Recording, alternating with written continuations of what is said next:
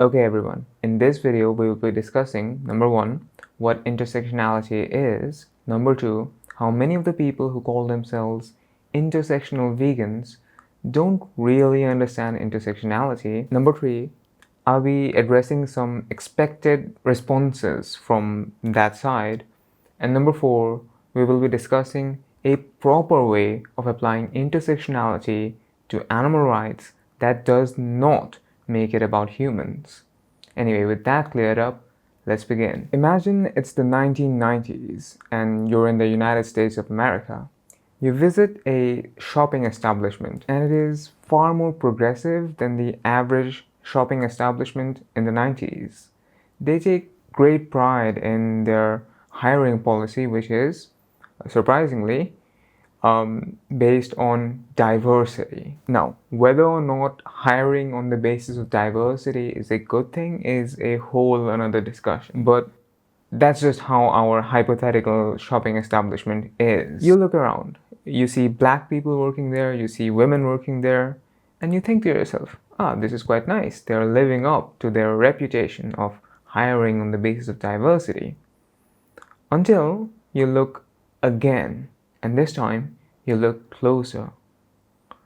All the black people working there are men, and all the women working there are white women. If diversity is so important to the hiring policy of this shopping establishment, where are the black women? Legal scholar Kimberly Crenshaw noticed this phenomenon decades ago and coined the term intersectionality to refer to this phenomenon. She pointed out that black women live on the intersections of racial discrimination and gender discrimination. Now, this discrimination, of course, went far beyond our oversimplified hypothetical shopping establishment. Now, although I do not agree with Kimberly Crenshaw on a lot of things, it is important to give her credit for conceptualizing this and coming up with an intelligent term to refer to this phenomenon. It is very important, however, to note that this sort of recognition of the intersections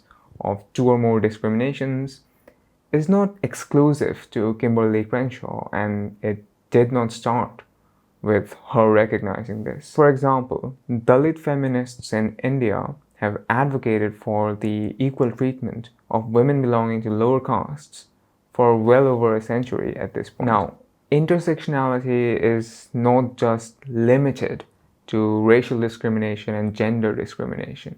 Addressing the struggles of someone who is, let's say, gay and disabled is also intersectionality, since that person lives on the intersections of ableism and homophobia or heterosexism, whatever you like to call it. Okay. Now that we have some basic idea of what intersectionality is, let's talk about how intersectionality is currently being applied to animal rights. People who call themselves intersectional vegans are of the opinion that it's not the right way to focus solely on non-human animals, that we also have to consider human struggles, the struggles of marginalized humans, and we have to look for total liberation. Now, I understand where this mentality comes from, because in a human context, I can definitely see why it can make sense to some people. Because no matter who you are, if you face, let's say, just one kind of prejudice, right, there will be another human being who faces that same prejudice, but also something else on top of it. Even if I face racism, which I do to some extent, I do not face misogyny. I can't face misogyny, right? I'm not a woman. So if in that scenario you're doing anti-racism, but you're doing it in a way that only addresses the kinds of issues that I would face, right? Then you're leaving out a lot of people, right? You're leaving out about half the people that you claim to care about. You're leaving out women. So if either of racism or misogyny exists, then women belonging to these marginalized races will continue to face some form of prejudice. Remember this particular line for later, it's going to be really important. So in this case, we do indeed have to look for total liberation. I can definitely see how that makes sense. Animal exploitation, however, is a completely different story. No human being can experience speciesism. They can be marginalized, for sure, but not because of their species. No human being lives on the intersections of speciesism with some other form of discrimination. Speciesism simply cannot be experienced by human beings because humans are the favored species in our society. Oh, by the way, if you're finding this video to be insightful, a sub to the channel and a like on this video would be favorable. Okay, before we talk about the proper way of applying intersectionality to animal rights, let's address a few possible responses to what I've just said here. The first expected response that I'm expecting is someone coming up and saying, well, humans are animals too, so it's speciesist to leave humans out. You're leaving humans out on the basis of their species. I mean, sure, humans are animals, but they are privileged animals. This is sort of like coming up and saying, well, white people are humans too, so it's racist to leave out white people from racial justice advocacy. I mean, sure, white people are humans too, but white people are privileged humans. So no, you don't really have to include them in racial justice advocacy. But what I will say is this. Because humans are sentient beings, any form of discrimination and unfairness against human beings or any group of human beings is indeed not consistent with vegan ethics. And in the same manner, I will also say that although white people are privileged humans, because they are at the end of the day humans and sentient beings, any sort of discrimination and unfairness directed at a white person for being white is indeed not compatible and not consistent with vegan ethics and racial justice advocacy.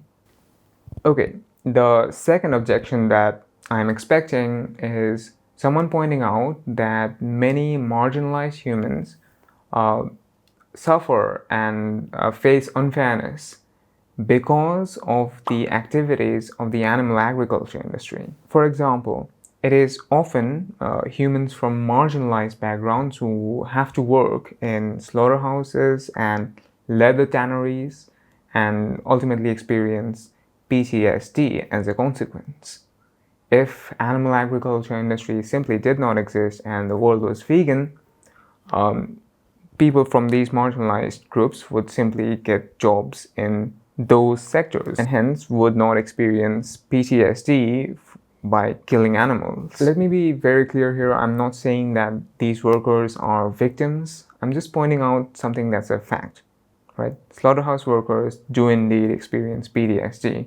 Whether or not you consider them victims, that's just a fact, right? That they experience PTSD. But here's the thing. The marginalized peoples who face discrimination and unfairness because of the activities of animal agriculture are not facing that unfairness because of their species. No, they're just facing that on the basis of their ethnicity. If we were able to get rid of racism and casteism and xenophobia and so on, and slaughterhouse work and leather tannery work was simply transferred to machines, that would pretty much solve the problem of marginalized humans being forced into these horrible workplaces. Humans from marginalized backgrounds would be quite alright if we removed all human-to-human discrimination. But if speciesism just continued to be a thing.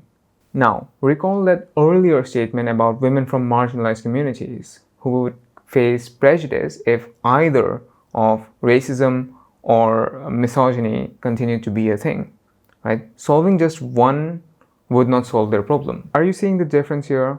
And for this very difference, intersectionality cannot be applied to animal rights in the way that it is currently being applied. In order to apply intersectionality correctly to animal rights, we have to look for individuals who live on the intersections of speciesism and some other form of prejudice. Do such individuals even exist? Of course. Let me ask you this. Who suffers the most as a consequence of animal agriculture? It's not the pigs or the broiler chickens who are raised to a profitable size and killed for their meat. Their suffering is horrible, and they suffer to a much larger extent than any one of us ever will. But they don't suffer to the same extent as dairy cows and layer hens and so forth. Dairy producing mammals, typically cows and layer hen, suffer for much longer.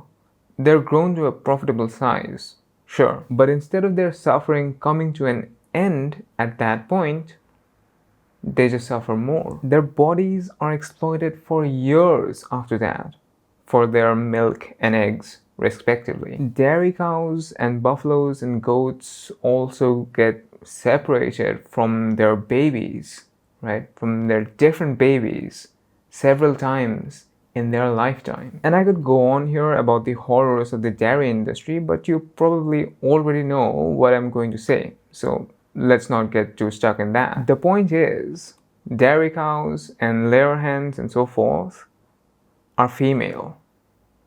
They experience far more suffering than other animals in the animal agriculture industry who already suffer to such a high extent that none of us can even imagine. That happens because of their sex. These animals, these female animals, live on the intersections of speciesism and misogyny. For as long as either of those prejudices, speciesism and misogyny, continue to exist, these animals, particularly, will continue to suffer. This, I think, is the correct way of applying intersectionality to animal rights, and it is what I call based intersectional veganism, as opposed to the currently applied intersectionality, which I think is mistaken, and what I call woke intersectional veganism. What do you think? Are you team based or are you team woke? Let me know in the comment section. Oh, by the way, if you thought that this video was based, then do consider supporting my channel by joining my Patreon team by clicking this link. You receive exclusive benefits like early access, a personalized voice thank you message, and so on. Click the link to learn more, and I'll see you in the next one. Take care.